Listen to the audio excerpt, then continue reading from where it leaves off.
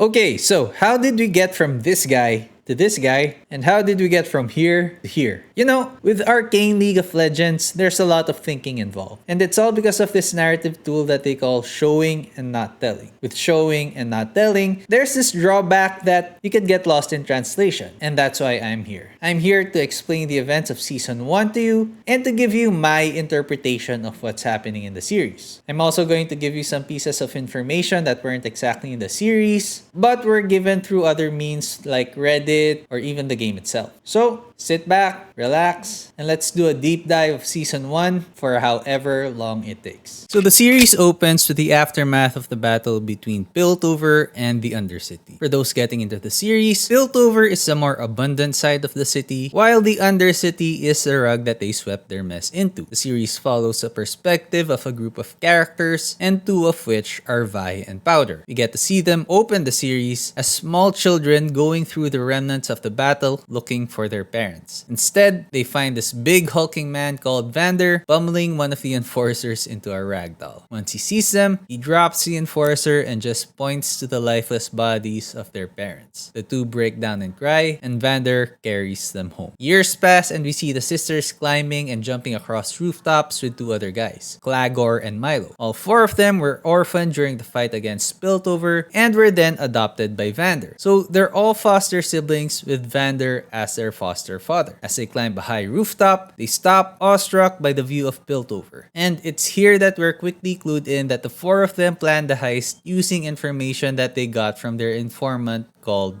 Little Man. The gang is a bit worried, but Vi assures them that it'll all be fine, and while she did do that, she did do it with a bit of hesitation, showing how they aren't really into the stealing things kind of work, and they're probably only doing it because they're desperate. Okay, so for the first part of episode 1, the writers are focusing mainly on setting up everything. They're setting up the characters, they're setting up the tone of the series, and they're setting up the setting and the world building of the whole series. This is where we're going to be following them in, Piltover and the Undercity. Next is the characters. They're showing that they're desperate, they're showing that they aren't exactly paragons of justice, and that they're in the gray area. They're trying to make them relatable and make you ask, what if you were in this situation? What if you were pushed to steal for food? And you're going to see that this is consistent throughout the series. We're going to have a lot of morally gray characters, and that you're going to follow them throughout and see what makes them tick and see what makes them them.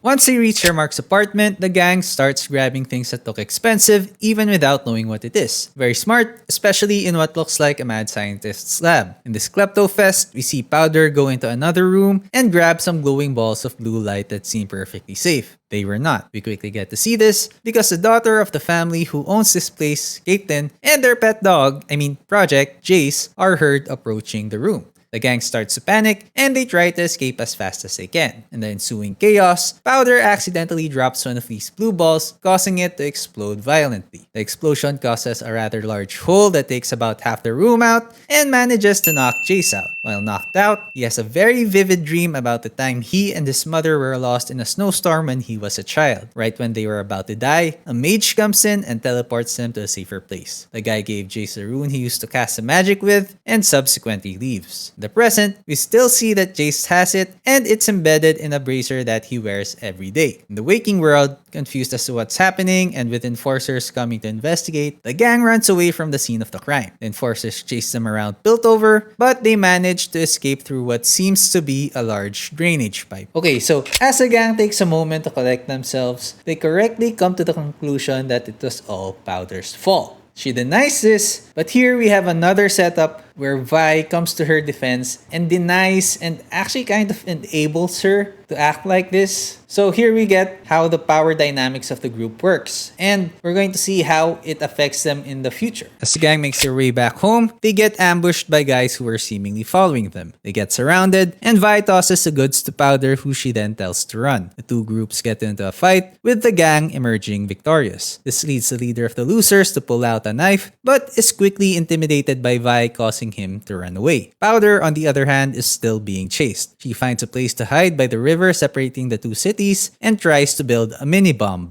Okay, so I think we can all agree that that escalated pretty quickly, right? I mean, one moment they're just walking down the street, the next somebody pulls out a knife, and then the next Powder is making a bomb. It ultimately fails, but I think all this is just a setup to show how destructive Powder can be and her potential tendencies for the future. So basically, it's all just foreshadowing what's to come. This does lead her to throw the goods that they stole into the lake in order to escape. Powder meets up with the gang again, but obviously they aren't too happy to see her without the goods. Vi once again steps in, and again we see Vi being too overprotective. We're later shown that Deckard, the one following them, was working for Silco, an underworld gang leader who's in the down low and who has some history with Vander because they were both the leader of the rebels. Anyway, Silco did not want him to attack Vi's group because they were Vander's kids. He just wanted information. Enraged by the turn of events, this almost leads Silco to having Deckard tortured and killed. In desperation, Deckard tells Silco that Vi's group was the one responsible for the explosion in Piltover. This seemingly makes Silco happy, and he lets Deckard go instead. We then see Silco asking a scientist by the corner of his office called Singed if their project is ready. Singed tells him that it's almost done, and he demonstrates its effect by injecting it into a poor rat and putting a cat in the rat's cage. The rat hulks out and goes all Jerry on the poor tomcat. Back in Jayce's workshop, we see Jayce being questioned by a senior officer named Grayson. With her is a thin brown-haired man named Victor who makes the ladies in the fanbase swoon and makes the guys question their masculinity. He's the assistant to Heimerdinger, the dean of the academy, and a council member of Piltover. Grayson informs Jayce that while they're looking into the robbery, they're also looking into his illegal studies. So they're going to have to arrest him. Okay, so basically what's happening is that we're having more setups. We're setting up all the characters that are going to show up in the future, like Grayson, Jayce, Heimerdinger, the academy, Victor, Silco, and all the others that were mentioned. It's a good way of introducing them because the story is still ongoing and all the while you're setting all these pieces up. So again, it's a really great job by the writers doing all this and progressing the story. While waiting in his cell, Jayce is visited by Heimerdinger. Heimerdinger tells Jayce not to mention anything about his magic experiments and he'll just get a slap on the wrist. Jayce tries to explain the advantages of studying magic, but Heimerdinger disagrees and leaves a disappointed Jayce to await his trial with the council. Okay, so now we have even more setups, specifically with Heimerdinger and Jayce. Heimerdinger is being pushed as this chill, detached old guy, while Jayce is being pushed as that young, passionate, and driven individual trying to validate himself through his work. And you have to understand, his work has been happening before the series even began, so it's been years since he started his work. I think what the writers want is for you to resonate with how Jayce is feeling right now. I mean, he's been working on something for years, and then it all came crashing down because of an event that he couldn't even control. So I'm sure a lot of you felt that, and that's basically what he's feeling right now. We're reintroduced to Vander in the Last Drop bar, where a business deal between a local named Huck and some out-of-towners is going badly. With Huck being threatened, Vander steps in to clear the mess up. When he's the one being threatened, he points out that the entire bar is backing him up. Okay, so this scene just hammers just how much Vander means to the Undercity. I mean, he's basically the alpha dog of the Undercity. He has this moniker called the Hound of the Underground, which is, I don't want to spoil anything, but if you know, you know.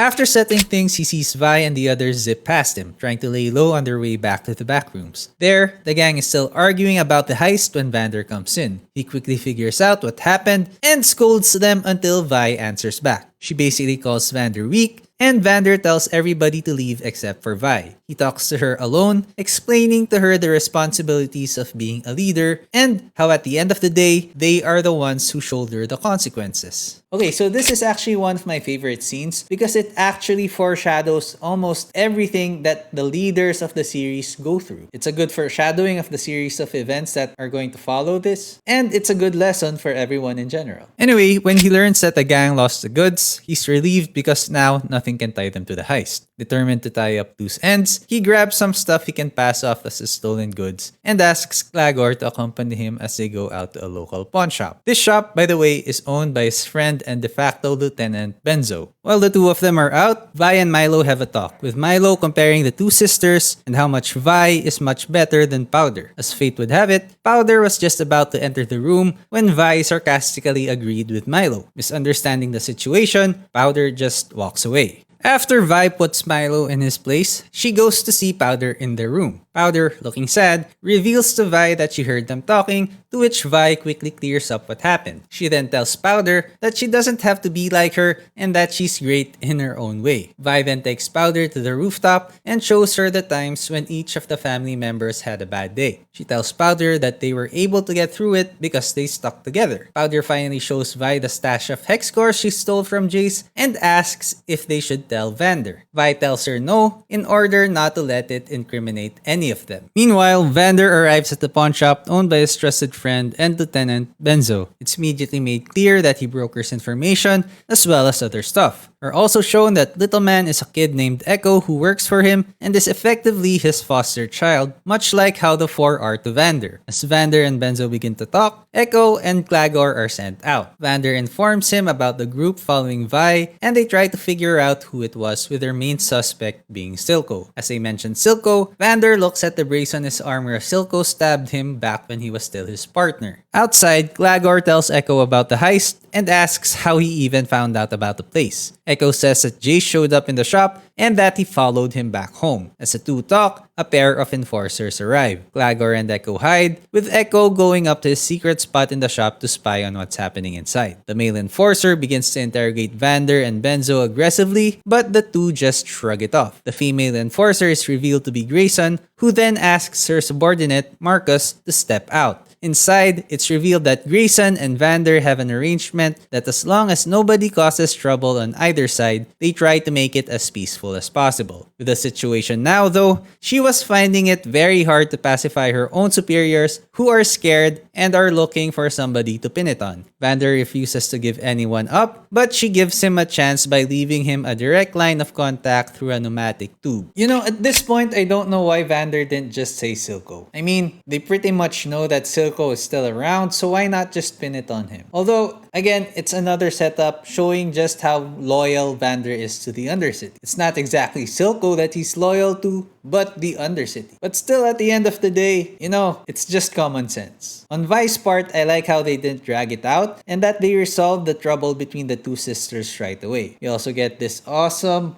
view, Piltover from the Undercity, but Arcane is all about the aesthetics, you know? Back at Piltover, we now then shift to another character POV with the council member Mel Medarda. She's getting ready for the council meeting involving Jayce, but before that, we see her talking to her staff, trying to find an invention that will put Piltover on the map. As they talk, she picks out a toy. We later see her give that toy to a fellow council member before the meeting, causing him to become visibly excited like a child would be. As the other, more competent council members arrive, namely Heimerdinger and Caitlin's mother, the meeting starts. Other notable characters present in the audience are Victor and Jayce's mom. The council members seem disinterested in the trial, and Heimerdinger is guiding the trial so that Jayce gets off easy. In the process, however, Mel's prodding hits a nerve in Jayce, and it starts an avalanche of condescension from the council. Jayce is unable to hold back with his work, potentially being dismissed before it even starts. He reveals his research on magic, which is again illegal in Piltover. The council then panics and expectedly calls for Jayce's banishment from the city. His mother calls out from the audience and begs for mercy. Heimerdinger again tries to defend Jayce by punishing him with an expulsion from the academy instead. The council then agrees, but Jayce is devastated knowing that his work has now effectively been put to an end. Okay, so for Mel and the council members, I think they're trying to show that the council members are both childish and incompetent. And personally, I think that it's insulting for children everywhere.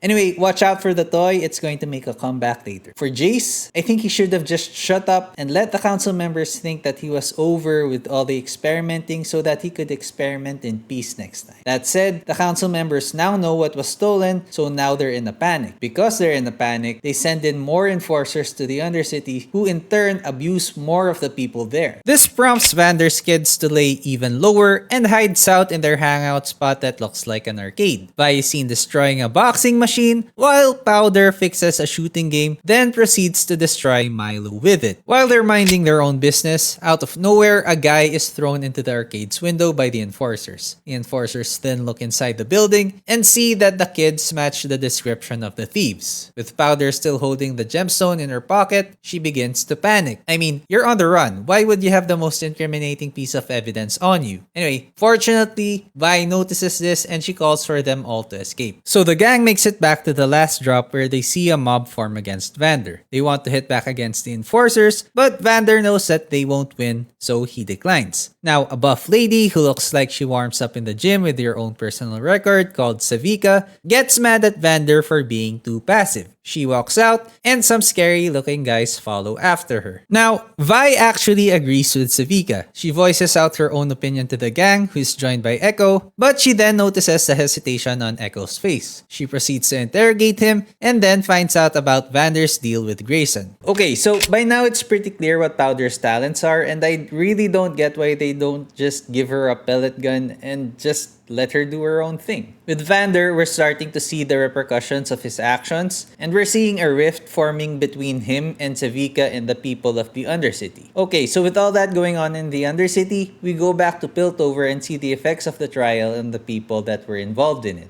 Victor and Heimerdinger are talking about the possibilities of magic, with Victor all for it while Heimerdinger doesn't even consider it. Jayce, on the other hand, is distraught in his room, feeling abandoned and betrayed. First from his mother, second from the Kiramans, and of course, from Heimerdinger. He goes back to his lab looking at the remnants of his life's work. With everything destroyed, he then steps towards the edge, ready to jump. Right when he's about to step forward, fan favorite and future edgelord Victor interrupts him. He tells Jayce that he went over his notes and that he empathizes with him. He tells him that he knew the feeling because he also had no one believing in him since he was a poor kid from the Undercity. He tells Jayce that he had to prove himself for people to listen. He then tells Jayce one of the most iconic lines from the series. If you want to change the world, don't ask for permission. What Victor tells Jayce empowers and encourages him, and they set off to continue his studies on magic. In Silco's base, Silco calls for Deckard and asks him to sample the shimmer Singe created. Deckard doesn't want to because he's scared of what he'll turn into. However, Silco does convince him with another iconic line from the series, and that is, there's a monster in all of us. With this, Deckard grabs a vial and drinks it all down. Okay, so I really like how the writers handled the birth of their two power systems, namely Hextech and Shimmer. I like how the events leading up to the creation of each are happening parallel to each other, so they're happening at the same time basically. And I like how the events are actually a foil to one another. I mean, on one hand, you have Silco blackmailing a kid into drinking Shimmer, and on the other, you have Victor and Jayce forming a partnership to actually make Hextech.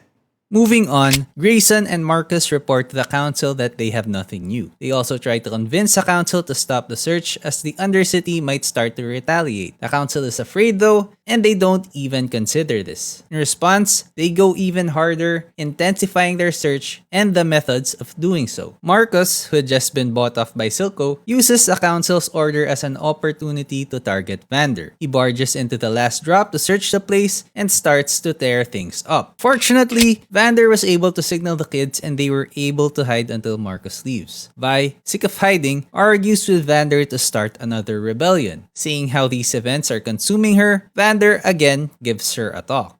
He brings her to the bridge connecting Piltover and the Undercity, reminding her of what happened there before. He reminds Vi of the responsibilities of being a leader, and he tells her that they could fight, but it will have sacrifices. He then asks her if she was willing to sacrifice anyone close to her. She says no, and then asks what Vander will do. He answers that he doesn't know. Vi, trying to take responsibility for her own mistakes, decides to take matters into her own hands. She retrieves a bunny funny that she showed Powder when she was giving her a pep talk on the rooftops, and reminds her that she's strong just the way she is. She then goes to Benzo's place and contacts Grayson via her personal pneumatic tube to turn herself in. Before Grayson reaches Vi, however, Powder goes to see Vander looking sad. Vander asks why, but she doesn't say. He figures it out quickly, and once he sees the money, he rushes to Benzo's shop. Vander arrives with Benzo just in time to say a short goodbye to Vi, and he shoves her into the basement, locking her in. Grayson and Marcus arrive just as Vander closes the door. Grayson is surprised to see Vander, but after confirming if that's what he wants, she takes him in. You can also see that Grayson is visibly worried about the arrangement,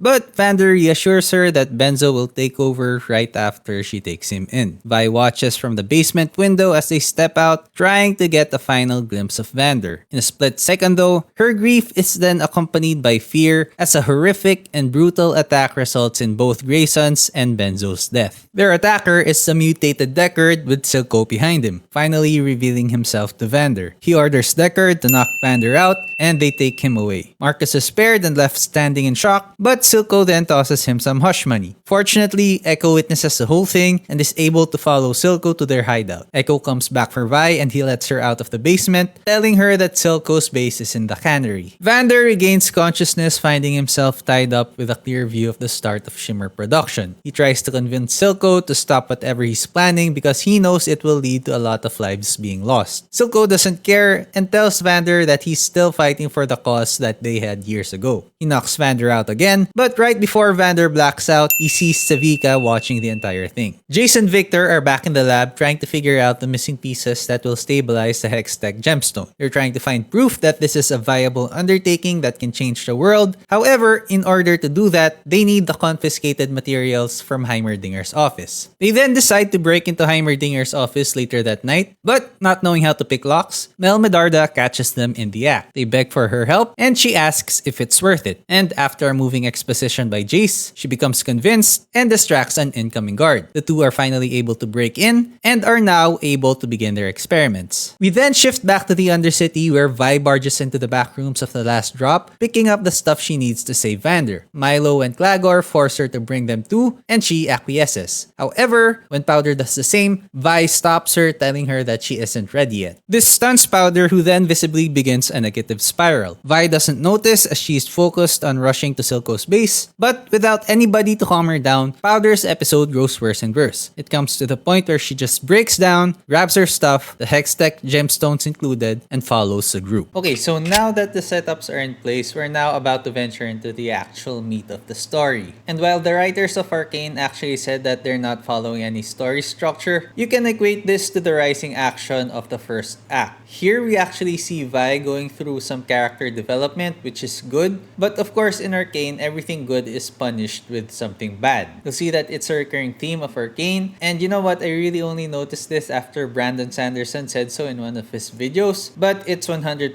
true. On Powder's end, we get to see the extent of her mental issues, and I also need to point out that even with Powder, she never really got the attention from Vander that Vi got. I mean, I'm sure she could have used some one-on-one time with him. Vander has a lot of perspective and things, and maybe her life would have turned out different.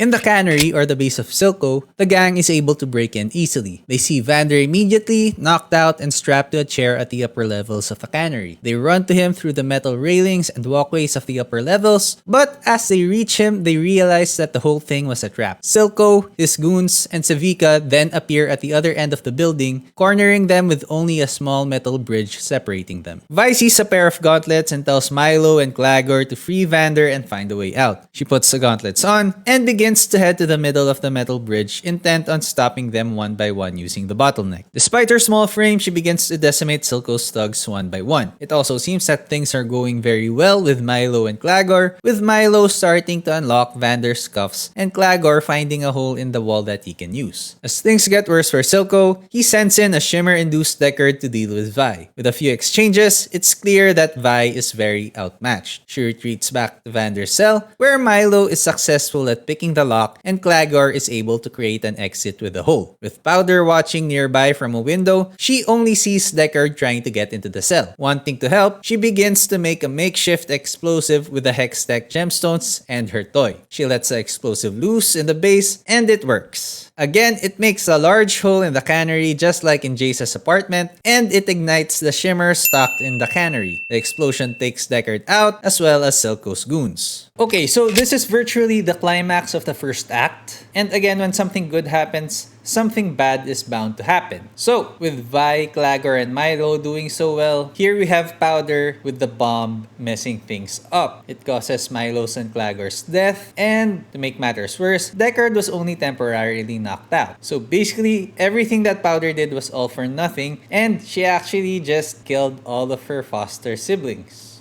The difference now is that Vander's free thanks to Milo's last act, and as Deckard gets to his feet, Vander goes out to meet him. Vander and Deckard start fighting, and with Vander shaking out the rust, he then gains the upper hand. Things seem to be going right now, but this is Arcane, so every time that happens, you have to expect something bad. So, out of nowhere, Silco stabs Vander in the back quite literally. Vander falls from the platform they're on and lands on one of the few boxes of shimmer left. Silco orders Deckard to kill Vi, but Vander pushes himself even more, taking all the vials around him and drinking all that shimmer up in one go. The shimmer mutates and disfigures Vander, but it also gives him superhuman strength. Now, with an even playing field, he is easily able to take Deckard out. Still, with the destruction caused by Powder's bomb, the building doesn't have much time left standing, and Vander knows this. In a last-ditch effort, Vander grabs Vi and runs through the wall, knowing that he probably won't make it because of the impact. Still, Giga Chad Vander shields Vi from the fall and takes it like a man. Vander seemingly dies because of this, and Vi breaks down beside him. Right then, Powder runs to them with a big smile, proudly proclaiming that her invention finally worked. Overcome by grief, Vi slaps Powder on the face and yells at her that she should have stayed home.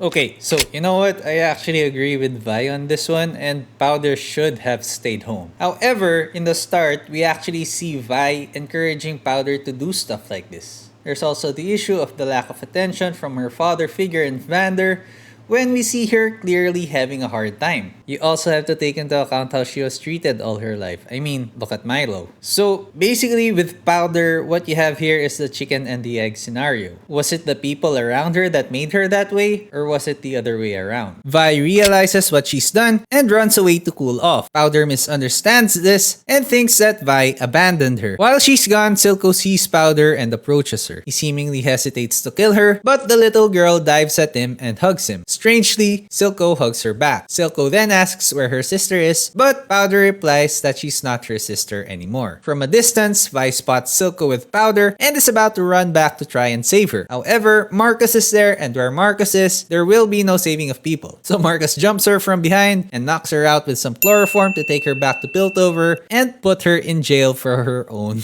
good. To be honest, I thought Vi abandoned her as well. It wasn't until I read in Reddit that wasn't the case, and I read that in an AMA with the writers themselves. On Marcus, he's easily one of the stupidest characters in the series. I mean, this was his attempt at saving somebody. So that attempt actually resulted into letting a little girl become the foster daughter of a gang lord, and another innocent girl being left in a cell to rot. I mean, good job, Marcus. As all of this is happening in the Undercity, an explosion by Heimerdinger's office alerts the Yordle and the Enforcers. He marches onto his office to find out who's responsible and finds that Jayce and Victor are floating in the air instead of smeared on the walls. They have finally cracked the code, and Heimerdinger stands by the door, speechless. After 5 to 7 years, we finally get to hear Heimerdinger talk again as he calls for Jayce. He brings Jayce to a statue of Stanwyck Badidley, telling him about the numerous sacrifices the guy made not for himself, but for true progress. He then tells Jayce that it will be him delivering the 200th annual Progress Day speech because of the strides that they were able to achieve through Hextech. These include Hex Gates, which have transformed Piltover into a trade hub. Jayce is hesitant at first and refuses, but after a few more tries, he eventually accepts. As the festivities begin, the Kiraman family takes Jayce into the city to parade him around, making sure people know that they're his patrons. Jayce breaks free from this and instead looks for Caitlyn, who is is now an enforcer stuck doing menial enforcer assignments because of her status. Jayce tries to invite the disappointed Caitlyn to his speech, but she declines, still wanting to do her assignment properly. You see, for Caitlyn, she really wanted to take her job seriously, and one big reason for this is that Grayson was a very huge influence on her. However, because of her status, everybody is just coddling her and not giving her a chance. As the festivities go on, a deal is being brokered by the docks of the Hex Gates. Sevika and Silco's goons are shown paying off the guards as they escort a shipment of Shimmer. Before they can finish what they're doing, they're attacked by a group of masked hoverboarders called the Firelights. When everything seems to be going the Firelights' way, Jinx, formerly the unstable teen named Powder, reveals herself and takes the group on single-handedly with her Gatling gun. She only stops when she sees a girl with the same hair as Vi, thinking that it was her, but then she starts to go wild again. Okay, so what's cool about how this was written was that this was an ending for the first act, but also a hook for the second act. It was all blended so well that you don't even notice. Again, we have parallel events, one in the Undercity and one in Piltover, and each had different outcomes, again contrasting one another. And again, each event hooks you for the second act. Everything has changed for Jayce and Victor for the better, at least for now. And for Powder, or Jinx, she's stuck in that moment before the time skip. So, it's safe to say that she's actually in a bad place even though all that time has passed.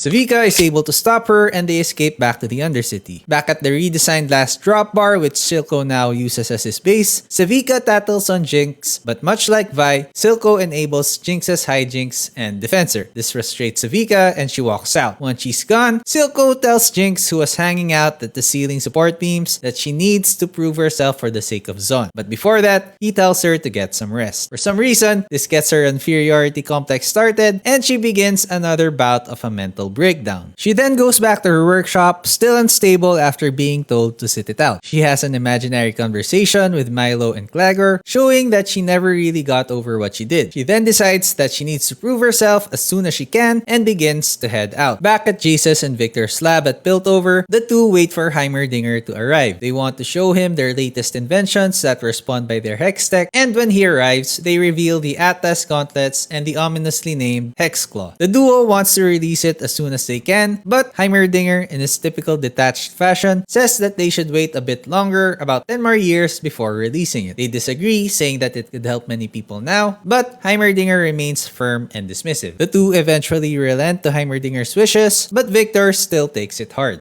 Okay, so while they did agree to Heimerdinger's wishes, Victor actually wants Jayce to announce the Hex tech during his speech. So right now, it actually comes back to the quote where they shouldn't ask for permission. So it's an interesting dilemma that the writers inserted into the story. On one hand, that is how they changed Piltover for the better. On the other, Heimerdinger does have a point.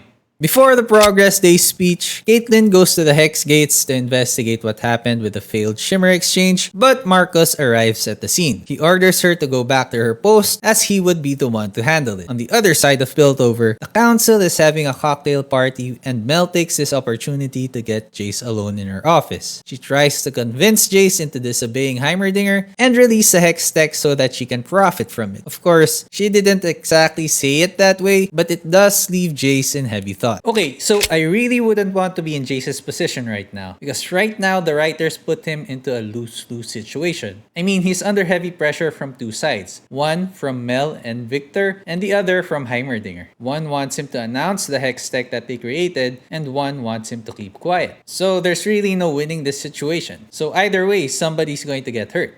A few hours later, his speech is about to begin, basically leaving him to decide the future of Piltover. Should he embrace Victor's and Mel's vision of progress, or Heimerdinger's fears and experience? In the end, he chooses Heimerdinger, and the two are gravely disappointed. While Jayce disappoints everybody just by breathing, Caitlyn is standing guard by the entrance along with the other enforcers. We see that she's being ostracized by the others due to their difference in status, but she doesn't let it faze her. In fact, she's the only one actually standing guard. This Jinx leads her to spot a fire in a building nearby and a little girl shouting for help. Caitlyn and the others rush to her aid, but Caitlyn also finds the same kind of graffiti scrawled on the wall that resembles Jinx's. She calls out to her colleagues, but it's too late. The enforcers inside see a bunch of Jinx's bombs right before they explode. Caitlyn is caught in the explosion and sees Jinx as she walks away right before she loses consciousness. The next day, Marcus briefs the council on what happened. Jayce and Victor's lab has been burglarized and vandalized, and what's more is that one of the missing items is a Hex-Tech gemstone. The council is concerned that the Undercity may turn it into a weapon, and they admit that they don't have any means to bring order to the Undercity. Jayce accepts responsibility for the theft and volunteers to shut his work down. The council declines, concerned about their businesses, and instead, Mel and Heimerdinger propose to put Jayce into the council to secure everything Hex-Tech related. Okay, so upon revisiting this scene, it kind of didn't make sense. I mean, the guy who invented Hex-Tech is basically telling them to take a step back, virtually sacrificing his own life's work. Instead, the council actually pressures him to take on a post contradicting everything that they were just talking about. This is especially so with Heimerdinger. Remember Stanwyck Padidley? It was actually Heimerdinger that taught Jayce the importance of sacrificing your own work for the progress of other people.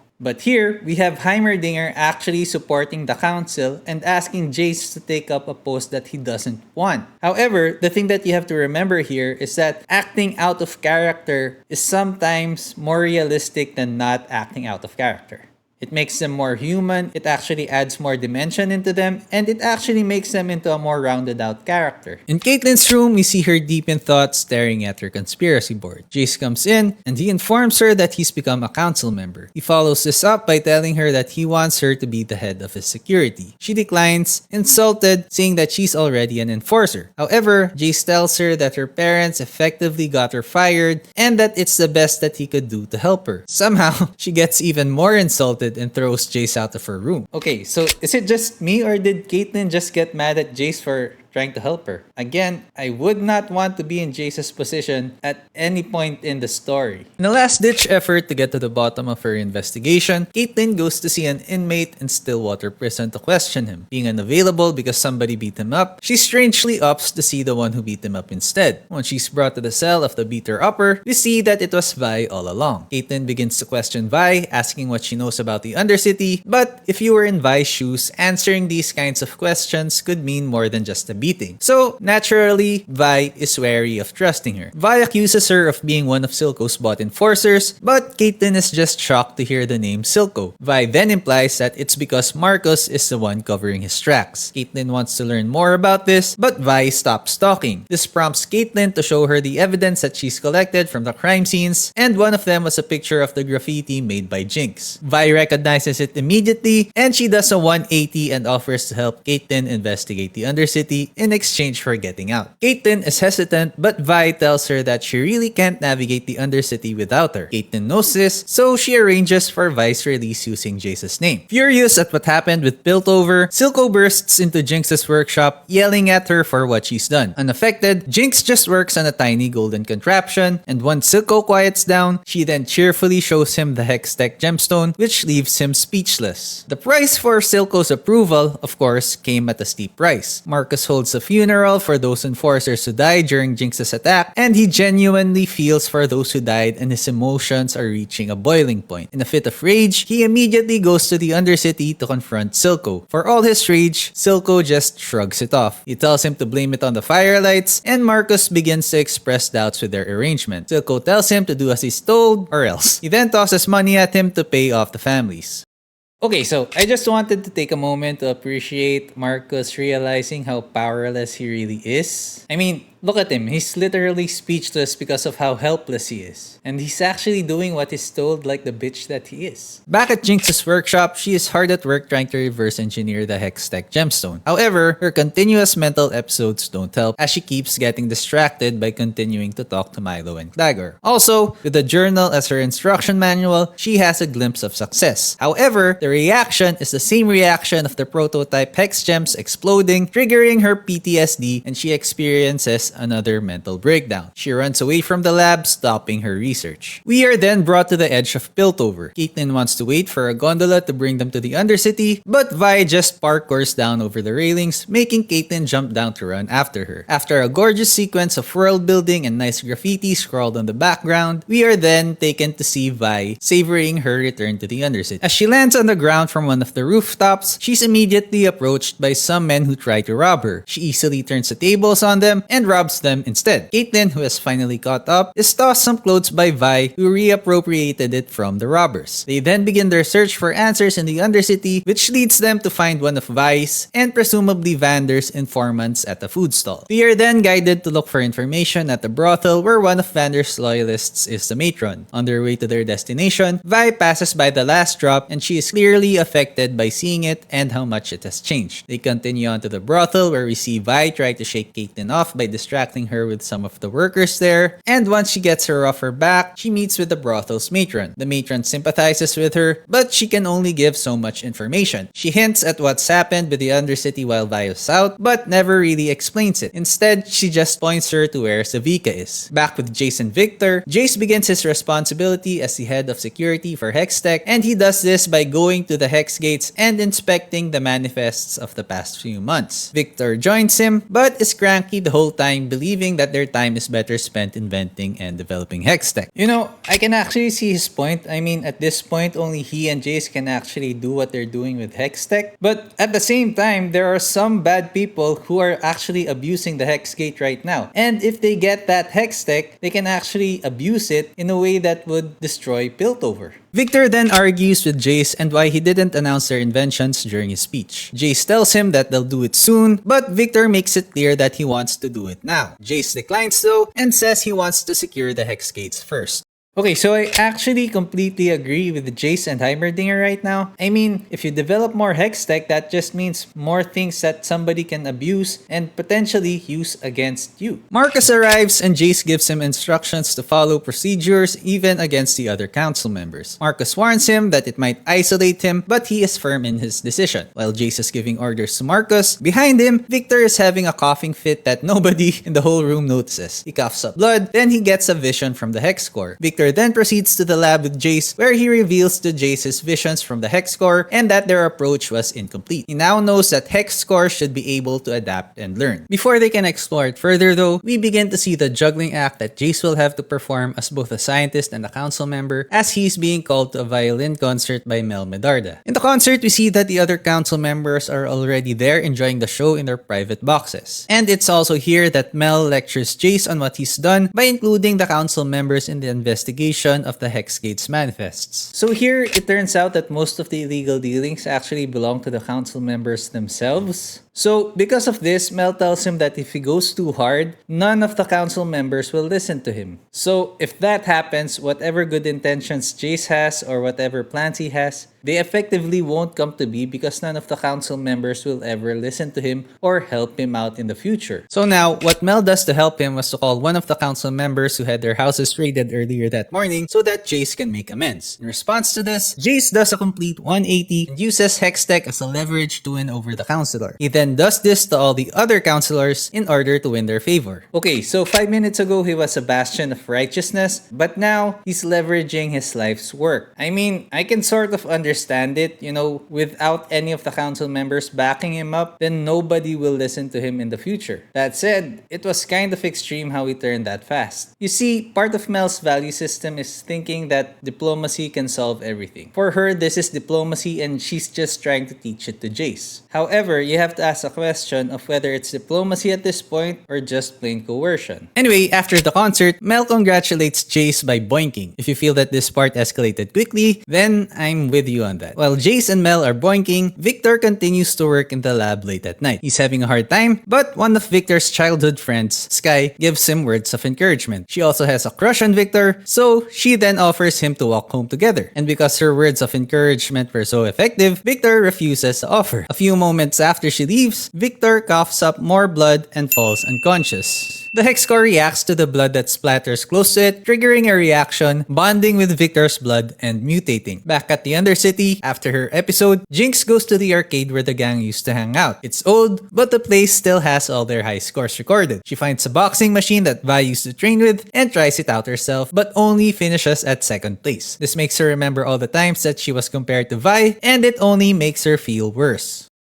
I mean, if looking at the boxing machine makes you feel bad, you should really look at the games that you are doing well in, you know? If you looked at the shooting game, then none of this would be happening. But really, the writers are just using this to highlight Jinx's fixation on Vi and her inferiority complex. After this, she goes out to hang out in Silco's office in the last drop when Marcus comes in. Marcus, unaware that Jinx is with him, reports that Jayce is running a tight shift and that somebody has to take the fault. Silco then offers up the firelights to take the blame, and what can I say? The guy has common sense. I mean, can you imagine if Vander just told Grayson that it was Silco right away? Anyway, as Marcus leaves, he begins showing signs of a crisis of conscience, hesitating before ultimately going back to do Silco's bidding. Because of this, Silco tells Jinx to hurry up with the weaponization of the Hex tech, but Jinx tells him that she probably can't do it. In response to this, Silco takes her down to the river where Vander tried to kill him. He recounts the story and tells her that it was his weaker self that died that day. He then dips Jinx into the water like a sort of baptism, effectively trying to symbolize the death of Powder. He then follows this up by telling Jinx that she's perfect.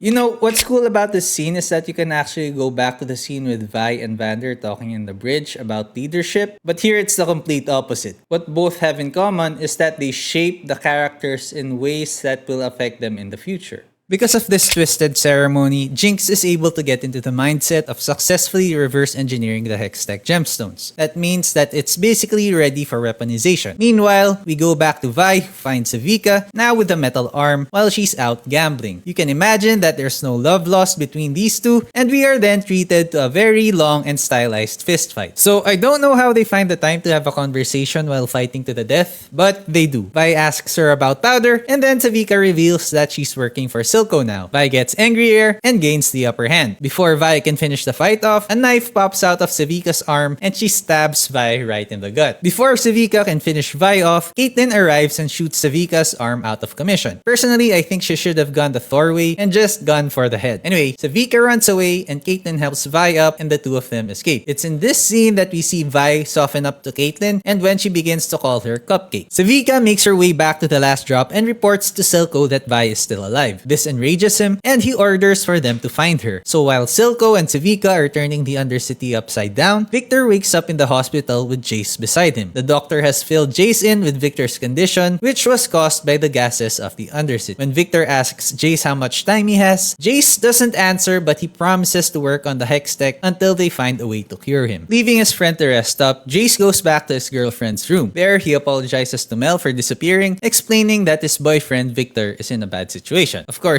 this is a joke, but seriously, I'm sure that there are a lot of fanfics of these two out there. Anyway, Mel consoles him by recounting the story of her childhood and how she came to be in Piltover. After she tells him her story, she then tells him to be by Victor's side. We get to see Victor somewhere else other than in a lab or an office because now we get to see him in what looks like a canal overlooking the Undercity. It has gears all over and presumably sewage water flowing through, but the view is nice and it looks like a great man cave. Victor is sitting right beside the canal's exit, looking over the river between Piltover and the Undercity. It was there where he used to play alone as a child and where he actually met Sinch. Through flashbacks, we get to see that Sinch was actually his first mentor, but they had a falling out once Victor discovered that Sinch was a mad scientist. After that, he left for Piltover and found Heimerdinger. Anyway, speaking of Heimerdinger, the Yordle comes to console him, and while sincere, we are continuously made aware of how detached he is to humans and by extension, mortality. Victor goes back to the lab and stares at the hex core. He notices that there's blood near it and that something has changed with it. Being a smart man and a scientist, he knew exactly what to do, but did the opposite. He touches it and this results into him falling unconscious. Again. Anyway, somewhere else in Piltover, Marcus comes home to find Silco and his thugs at his house playing with his daughter. Silco confronts Marcus about Vice still being alive and threatens to kill both him and his daughter if he doesn't fix it. With Silco and Sevika running all around the Undercity and Piltover, it's not surprising that Jinx notices them acting strange. Seeing as nobody wants to keep her in the loop, she then begins to terrorize the bartender at the last drop, making him tell her what's going on.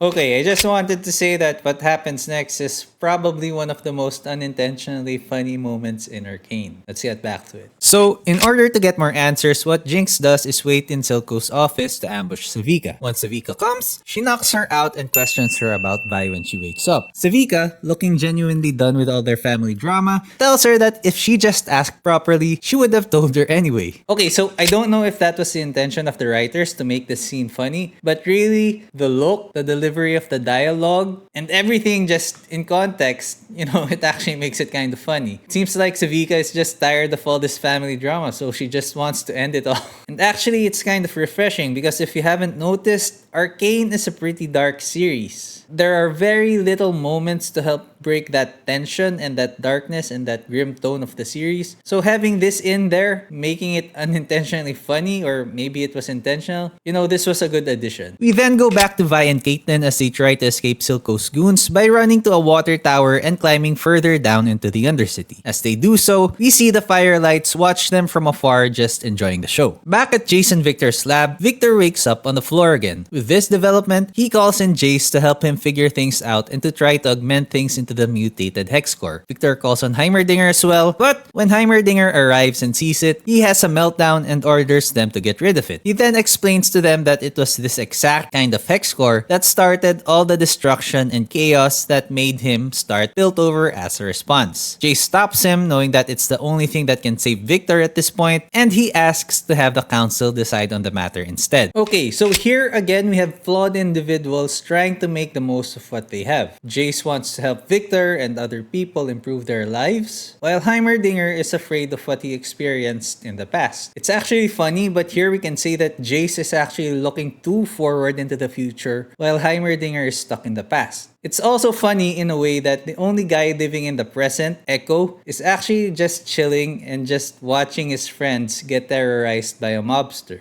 Interestingly enough, we see Victor go to Singed for help, saying that now he understands why he had to do all those mad scientist experiments long ago. Back at Piltover, before the meeting, Marcus meets with Jayce to spin the Firelight story on him. It works, and with the information he has at hand, Jayce opts to close the bridge to the Undercity. He knows how it will make him look, but he does it anyway. As the council meeting commences, Heimerdinger gives a speech calling on the council members to unite and embrace what they have now. This is basically a very conservative point of view as it relates to their world. Jayce, on the other hand, is pushing to move forward with the possibilities of hex tech, as well as being pushed into desperation by Victor's condition and Mel's interests. In a total dick move, he moves for Heimerdinger to be booted off the council. It's pretty extreme really, and I think that there were better options, but that said, given that most of their problems were caused by Heimerdinger losing touch of the reasons he first founded Piltover, it's another of those moves that are pretty grey. Under the water tower, Caitlyn and Vi find themselves surrounded by abandoned buildings and shimmer addicts. Vi asks Caitlyn to bring them into one of the buildings, and there, Caitlyn tries to tend to her wounds, but Vi passes out because she keeps resisting. Caitlyn runs out of the building calling for help, only to be met by a familiar face. Hawk, the businessman that Vander helped out in the first episode, comes up to her, introducing himself as her father's friend. He's turned into a shimmer junkie, but he brings Caitlyn to a sort of apothecary, and there they mix a kind of shimmer potion that will heal Vi. In exchange for the potion, Caitlyn offers the merchant her expensive gun as a trade. Caitlyn goes back to Vi, but Hawk doesn't want her to see him the way that he is and hangs back. Caitlyn gives the potion to Vi, and she soon wakes up. While resting, Caitlyn sees that this was once Vi's house. Vi then proceeds to tell her what happened to her as a child and why they hate the enforcers. As they leave the house, they discover that they're surrounded by Silco's men. Apparently, Hawk sold them out for some shimmer. Silco then sends his goons at them, but they're able to escape when Vi knocks down the water tower with a punch. With Vi and Caitlyn gone, Silco goes back to the last drop, only to find Savika strapped to the ceiling with the word liar graffitied all over her. As Silco's thugs run after Vi and Caitlyn, Vi stops as she sees a purple smoke in the distance, and it's the flare that she gave Powder when they were young. She immediately runs towards the flare, and after years, Vi and Jinx are finally able to reunite on top of one of the the highest buildings in the Undercity. The reunion is cut short, however, when Jinx sees Caitlyn. With Caitlyn being an enforcer, she thinks that Vi brought Caitlyn to take her in. They fight, and before they can clear things up, the Firelights attack. In the commotion, Jinx drops the Hextech gemstone and Caitlyn is able to retrieve it. However, with them being outnumbered, they are quickly overwhelmed by the Firelights. Caitlyn and Vi are kidnapped and they fly away. Jinx, seeing that she's all alone again, screams in agony and rage.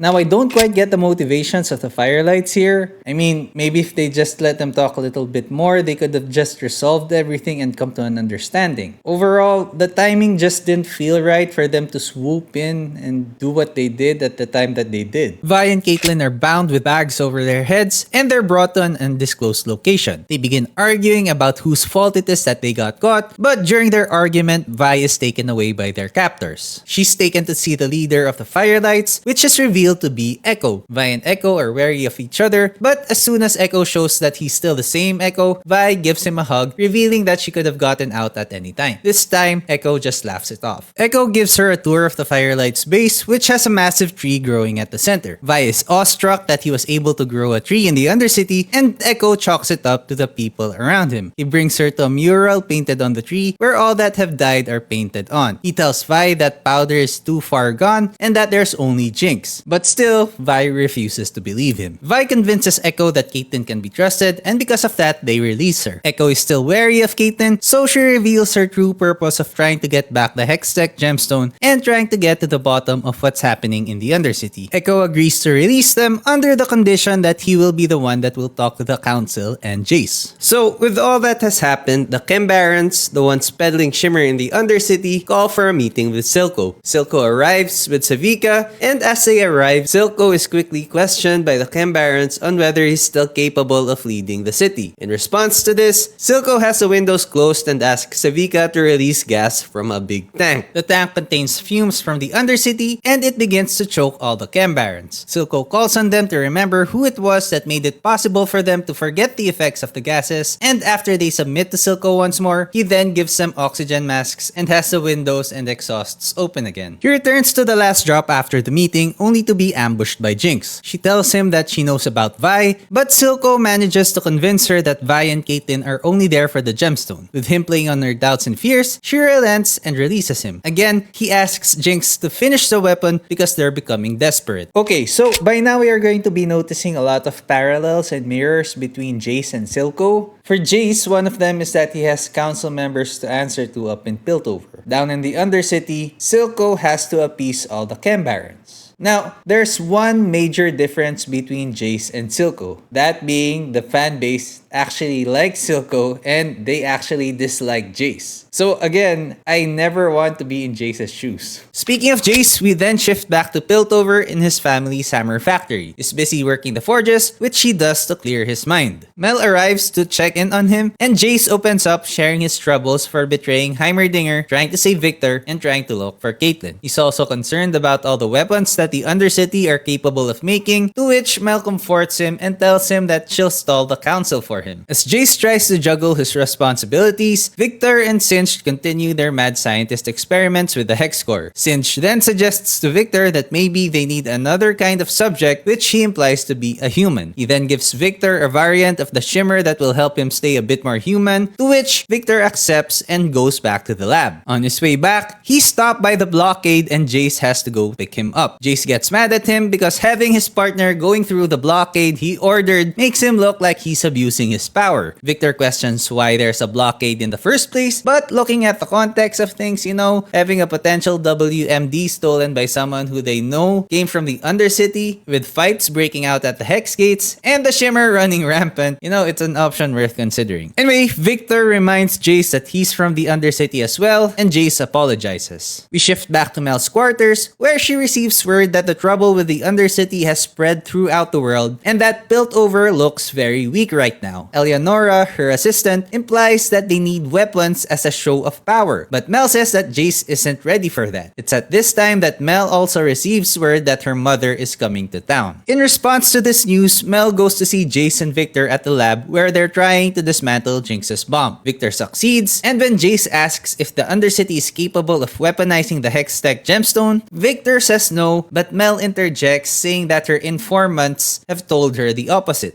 Okay, so I'd like to think that Victor saying no is a micro detail put in there by the writers to show his bias towards the Undercity. I mean, here they are dismantling a bomb that's more advanced than what they could have thought, and then he quickly says no when they're asked whether they're capable of weaponizing the Hex Tech. I mean, I think there's some kind of cognitive dissonance happening right there. Given the threat and of course her own self-interest, Mel then suggests that they should make weapons of their own. Victor declines this, but we see Jayce beginning to reconsider it. Victor is also made aware that Jayce voted Heimerdinger out of the council, to which he reacts with disgust. Okay, so let's look at the bigger picture here, okay? I mean, what Jayce did was a dick move, but in the end, it was all for him. Also, I don't know, he just came from Singe, somebody that abandoned Heimerdinger as well. And the reason that he was there was because he was doing something Heimerdinger didn't want him to do. But, you know, it's Jayce, so even the people Jayce is helping are mad at him. So I don't know. At any point in the story, I would not want to be in Jayce's shoes. Without knowing what to do, Jayce questions if he even has a choice. And this is where Victor tells him that there's always a choice to be made. Jayce leaves the lab trying to think of what to do, but Victor takes this opportunity to do another thing that Heimerdinger told him not to do. He injects himself with a shimmer and cuts himself to make his blood react to the hex core again. By doing this, he is again left unconscious.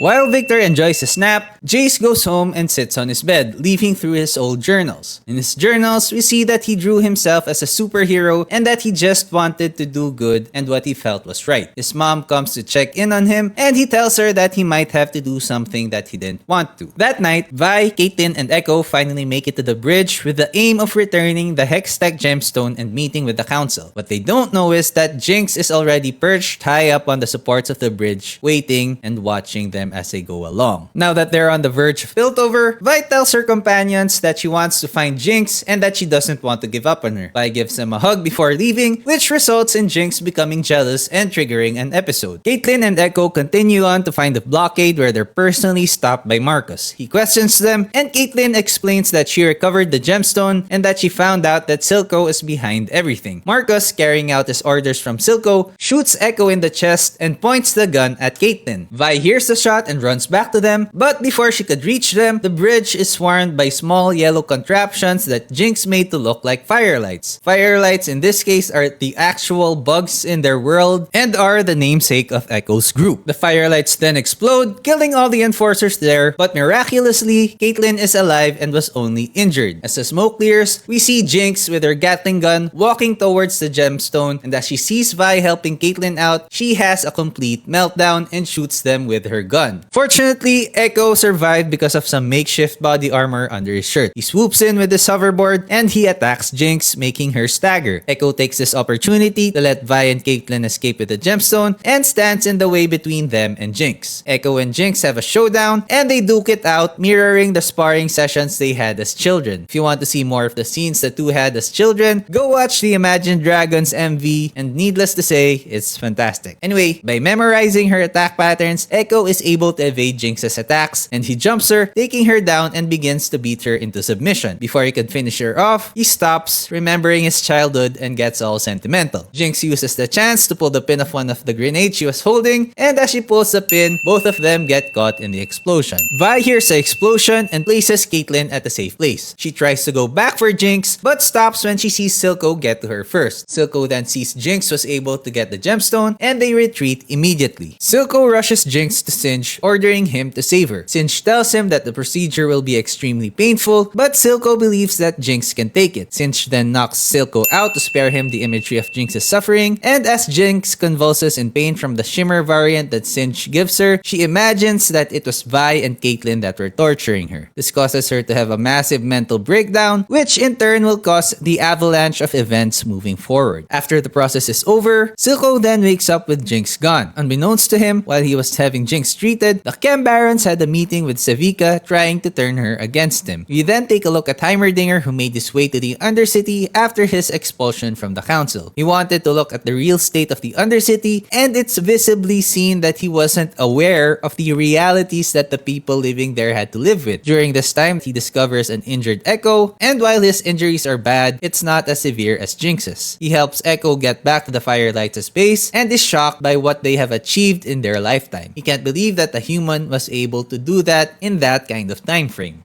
Okay, so Heimerdinger's been alive for hundreds of years and is still getting shocked by what humans can do. It makes me wonder if he was really paying attention. Anyway, Heimerdinger and Echo continue to bond over their love of inventing. We shift back to Vi and Caitlyn, who retreat to Caitlin's house. They break into her room and are immediately caught by Caitlin's parents. Caitlyn briefs them about what happened, and while they're still mad, they still decide to call a council meeting. It just goes to show that while a lot of the council members are incompetent, there are still some with some common sense. Caitlyn lets Vi know about the meeting, and they have a moment in her room where Vi tells her all about her parents and all about Powder. We go back to the blockade where Mel and Jayce inspect the scene, and it's here that we see how much hardened Mel is in the face of death compared to Jayce. She just looks at the bodies like it's nothing, while Jayce begins vomiting profusely. After this, Jayce goes around and notices the firelight bombs that were similar to the bomb that they defused. Later that day, Mel goes to greet her mother, Ambessa, who arrives in an airship. For some context, Ambessa is a warlord in Noxus, one of the few named places in the series. Mel was actually being groomed to be the leader of their family, but her disdain for war caused her to be sent to Piltover. Because of this, she's very cold to her mother and they argue a bit until her mother tells her that her brother died. Mel's brother actually had a very huge influence on Mel, and as we see in a flashback, it was her brother that often taught her how to use diplomacy instead of war. Because of that, Mel grew up averse to war, and it's one of the reasons that she was sent away to Piltover. Ambessa tells her that they need to launch a war against the Undercity in order to gain the upper hand. It's also revealed that Ambessa wants it to happen for them to be able to acquire Hextech weapons. Ambessa leaves Mel with a boy toy she got, and she goes back to her own quarters. There, Ambessa calls for Jayce in her birthday suit. She tells him that Piltover's leadership is impotent, but Jayce rephrases this, telling her that they are just more willing to try more things until they get it right. Ambessa, however, tells him that there are realities that they just have to accept, and the Undercity is just one of those realities. Okay, so I have to agree with Ambessa on this one. Because imagine this. Piltover is like your room. When you're cleaning your room, most of the time you just shove all the junk into your closet. The closet being the Undercity. But then, what happens when that closet is full? Eventually, that closet will send out rebels, will send out drugs, will send out insane children to attack your room. So remember, clean your room properly. That's the lesson here. Jayce leaves for the meeting that Caitlyn's mom arranged, but considers Ambessa's words. As the council meeting starts, Caitlyn and Vi speak up, explaining to the council of what Silco has been doing in the Undercity and how he took advantage of Marcus.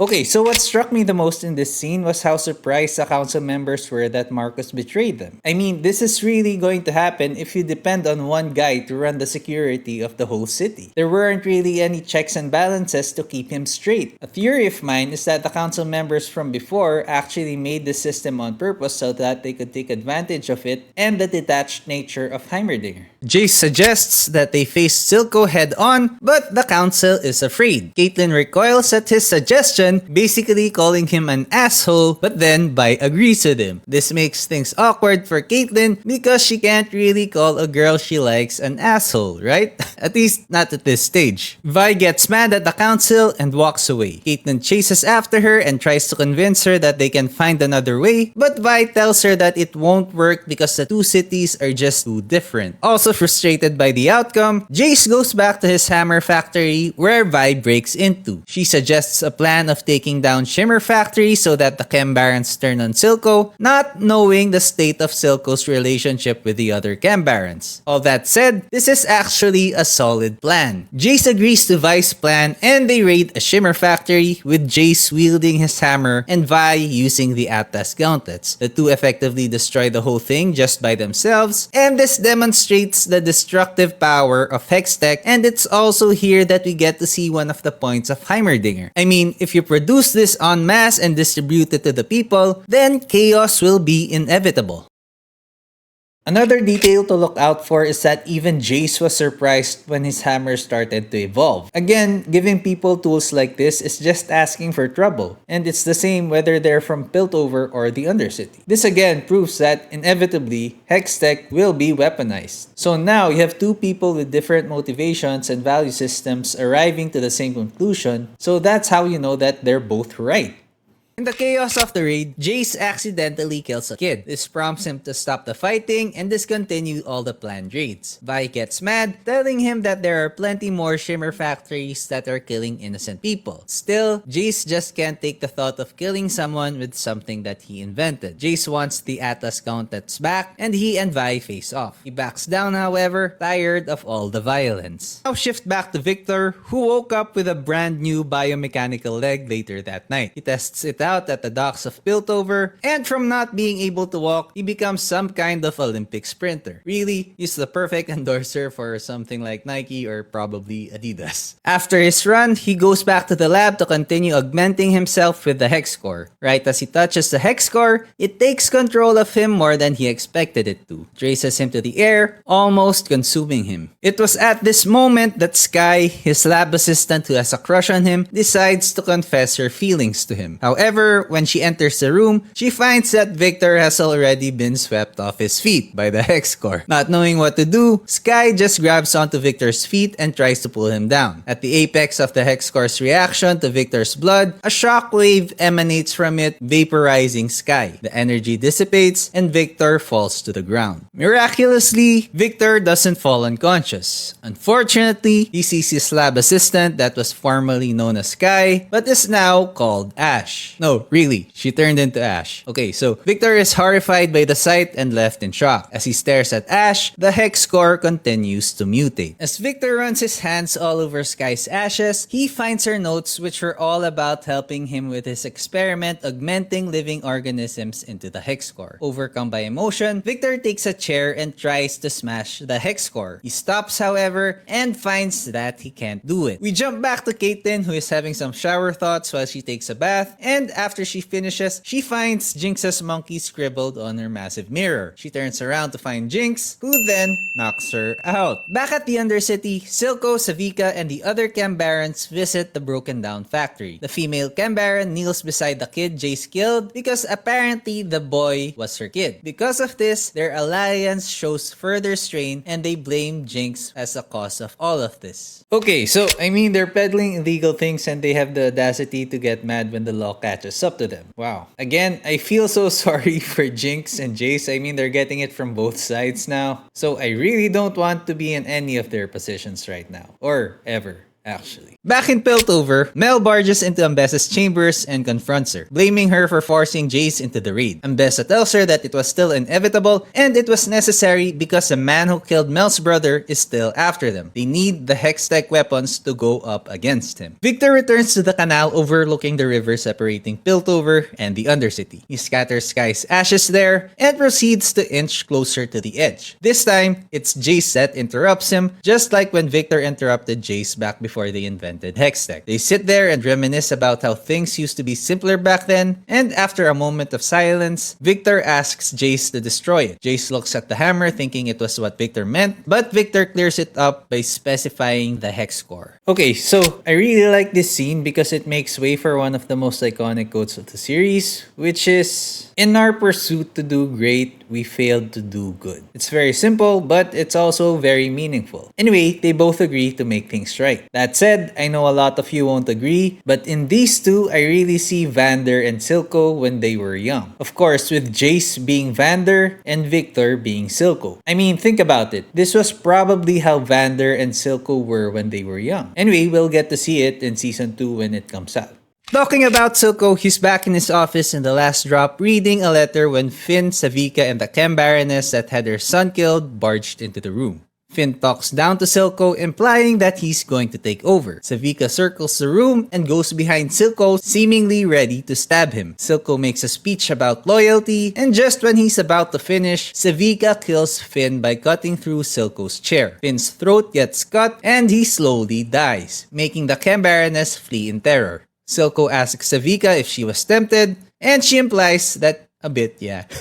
Anyway, Silco then turns back to look at the letter on his desk, and it's a letter with Jayce's signature and seal on it. The letter was to arrange a meeting on the wall by the outskirts of Piltover, and there, Silco and Jayce meet. Jayce explains that he knows that if there were a war between them, the Undercity would be destroyed, including the innocents there. The two state their demands. For Silco, it's sovereignty, free trade routes, and access to the Hex Gates. For Jayce, it's the cessation of Shimmer production, the Gemstone, and Jinx. Silco tries to negotiate for Jinx to be spared, and him to be taken instead. However, Jayce needs Silco to run the Undercity because he knows that there will be chaos if a power vacuum would appear. Okay, so I just want to point out that this scene actually mirrors the deal between Vander and Grayson for peace between the two cities, but this time it's Silco mirroring Vander while Jayce is mirroring Grayson.